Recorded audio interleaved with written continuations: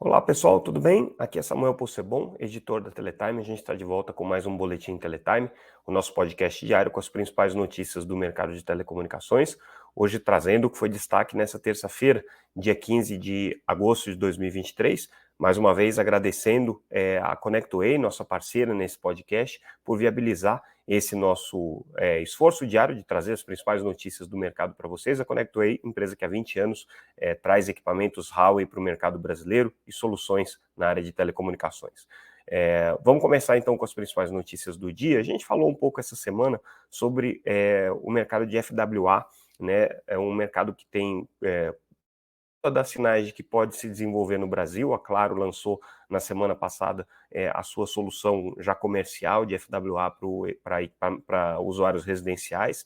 E aí, nessa terça-feira, durante um evento organizado pela Qualcomm, em São Paulo, um evento de celebração do 5G, de apontar tendências que a Qualcomm realiza, eles destacaram bastante o espaço que vai ser dado para o FWA. Essa é uma das prioridades aqui que a Qualcomm tem para o mercado brasileiro, e as principais operadoras falaram um pouco dos planos. E o que a gente percebe, né, nessa análise que as operadoras têm feito sobre o mercado do FWA é que ele ainda tem um desafio grande de custos para ser resolvido, né? O FWA, como a gente já comentou, é o acesso fixo por meio da rede 5G, então é um acesso à internet que funciona baseado todo na rede 5G. Você coloca um terminal fixo que se conecta a essa rede e esse terminal cria lá um ambiente Wi-Fi e você tem um acesso à banda larga com velocidades similares às da fibra, mas sem a necessidade de você botar um investimento em construção de rede de fibra, né? Então isso acaba fazendo bastante diferença, mas de qualquer maneira é uma tecnologia que depende ainda do equipamento, né, que a gente chama de CPE, do equipamento que vai fazer essa conexão à rede de 5G. E aí, segundo os planos aqui das operadoras, né, o custo do equipamento ainda é o principal empecilho para o desenvolvimento do FWA. A Claro, por exemplo, lançou já o produto, focado aí principalmente nas regiões periféricas das metrópoles em que eles já atuam, então, ou seja, seria uma forma de você avançar a cobertura de banda larga, sem, na verdade, você precisar construir a rede de fibra naquele primeiro momento, então você consegue pegar a borda das cidades em que já estão atendidas aí com a rede de fibra e, eventualmente, avançando essa infraestrutura ou não, né? Mas outras operadoras, como, por exemplo, a Vivo, têm planos um pouco mais cautelosos aqui para o lançamento do FWA. No caso da Vivo, eles até prevêem, né, o atendimento, mas com foco principalmente em mercado corporativo, né, que já está sendo feito, inclusive há mais de um ano ele já tem esse serviço lançado, e tem planos aí de lançar nos próximos 2 ou 3 meses uma oferta também com serviço FWA. BrisaNet, mesma coisa, tem planos de lançar ainda com a variável aí dessa questão do custo dos equipamentos, pegando um pouco aí para a BrisaNet.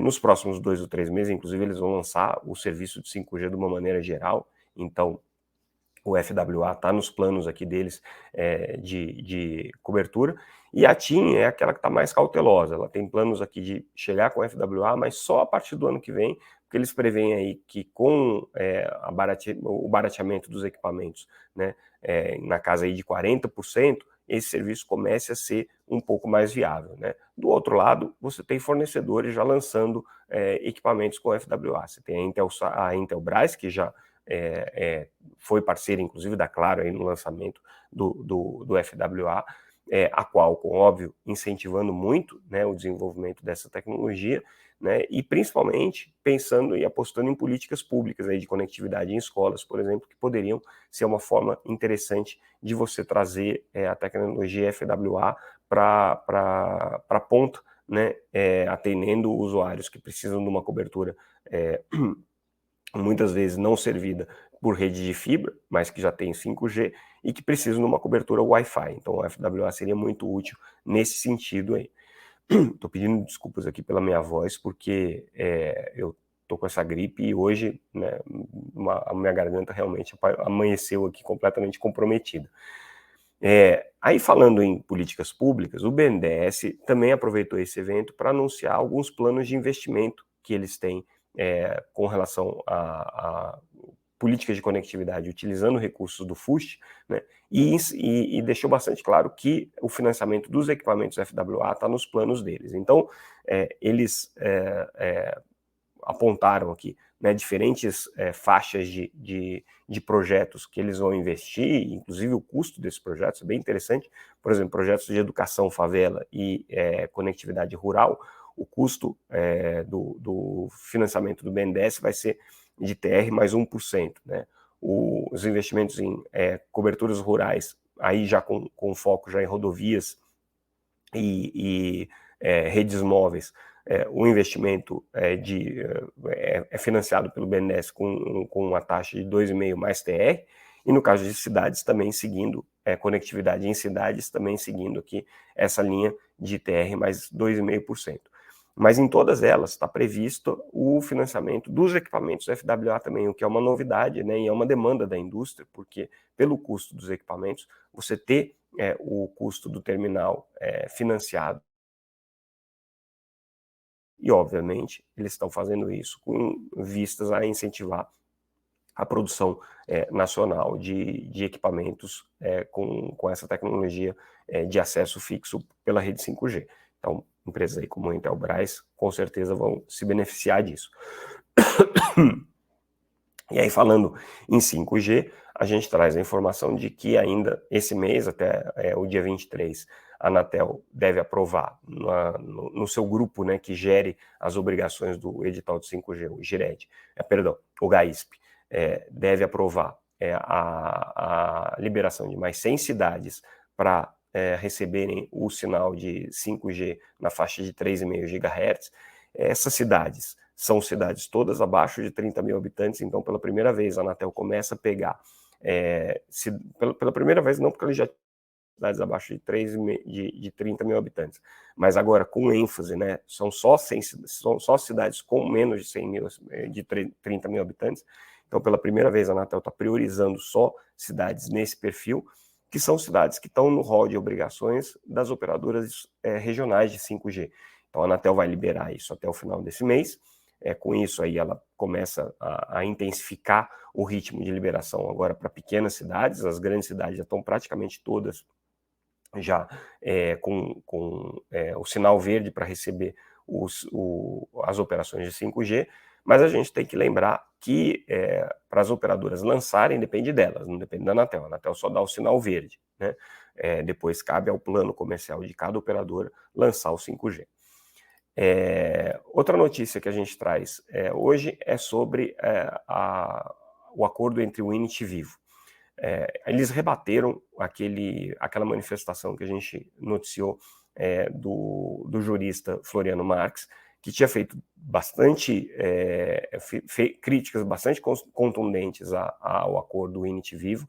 Foi um parecer encomendado pela Associação NEL, e aí o que a Vivo e a Winit fizeram foi apresentar mais uma manifestação, relembrando alguns outros pareceres também de juristas renomados que eles apresentaram durante o processo, entre eles o Carlos Ari Sandfeld, o Gustavo Benenboim e outros juristas, rebatendo o que diz o Floriano. Principalmente ficaram muito incomodados com a questão de terem sido acusados de burla processual na licitação, né, burla licitatória, mas, de qualquer maneira, eles trouxeram uma informação nova aqui nesse parecer deles. E a informação nova é que eles estão abertos a receber, por parte da Anatel, compromissos condicionantes para aprovação desse acordo, né? A gente sabe que na sexta-feira, dia 18, que a Anatel deve votar esse caso da Winit e da Vivo, é muito provável que, se ele for aprovado, ele venha com alguns compromissos. E o compromisso mais esperado e já é praticamente certo que vai estar pelo menos no voto do conselheiro Alexandre Freire. A gente não sabe se os outros conselheiros da Anatel vão aprovar, mas que deve estar indicado, pelo menos pelo relator, é que eles lancem um processo de, como se fosse um chamamento público para provedores regionais, né? E não havendo manifestação de interesse dos provedores regionais, aí sim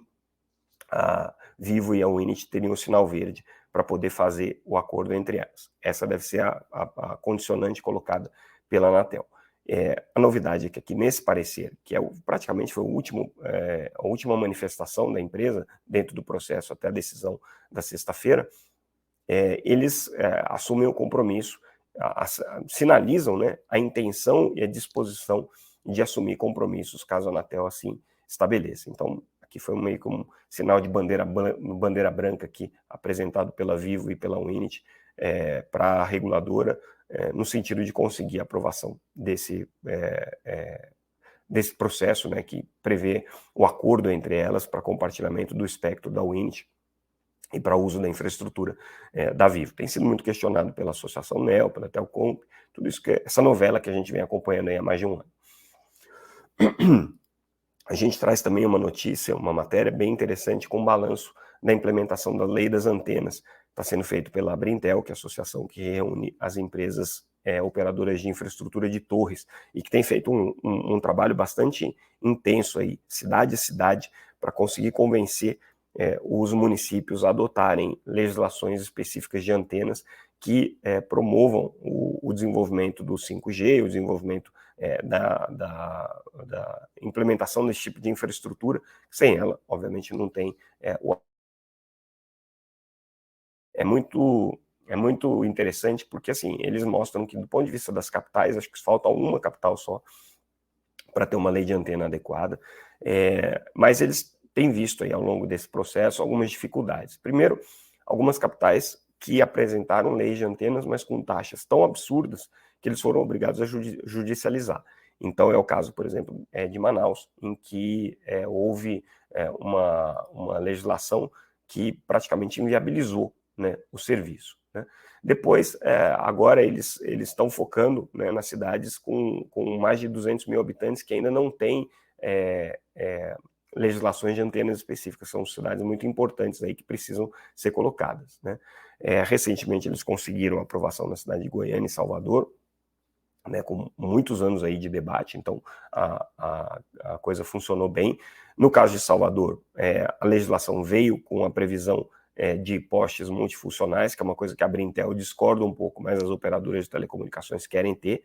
Então, tem essa divergência, em alguns casos acaba não saindo exatamente como o projeto padrão da Anatel e como defende a Brintel, mas com essa novidade aí acrescentada, muito pela pressão das operadoras de telecomunicações, que é a previsão de que postes multifuncionais possam ser instalados pelas empresas sem nenhum tipo de licenciamento, né?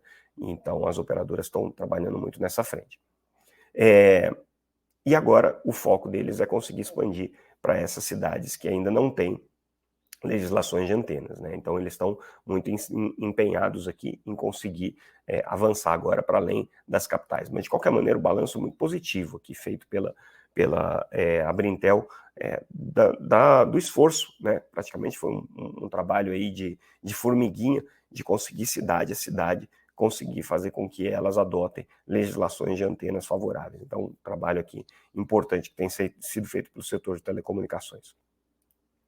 A gente traz também uma notícia com relação a uma nova estratégia, um novo posicionamento estratégico da Qualcomm, que vai funcionar aqui para a América Latina, mas é meio global, que é um posicionamento de não ser só hoje uma fornecedora de chipsets, de semicondutores, como é o principal negócio da Qualcomm, mas começar a entrar um pouco na área de serviços, né? A Qualcomm, ela tem que tomar muito cuidado com isso, porque ela não pode ser uma competidora das operadoras de telecomunicações, mas a estratégia deles é conseguir dar suporte aí para empresas que estejam querendo entrar no mercado de internet das coisas, então sendo aí uma agregadora de internet, soluções para IoT, também no fornecimento de equipamentos FWA e também como uma fornecedora de algumas tecnologias que não faz sentido outras empresas desenvolverem, mas que faz sentido dentro do ecossistema de mobilidade que a Qualcomm está tentando desenvolver. Por exemplo, cockpits para você simular determinadas aplicações, como caminhões conectados ou carros conectados, né, que ninguém vai ter esse tipo de tecnologia, mas que permite que as empresas possam usar aquelas aplicações. Então, a Qualcomm vai ser pretende focar aqui na oferta de serviços, tendo esse tipo de solução como parte dos serviços entregues. Então, eles estão agora bem focados aí em diversificar um pouco essa frente de oferta de serviços para além da oferta de semicondutores.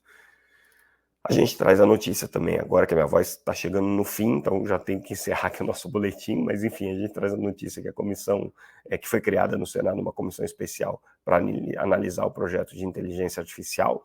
Então, está acompanhando esse projeto, é bastante defendido aí pelo presidente do Senado, Rodrigo Pacheco, e aí agora o Senado criando uma comissão especial especificamente para isso.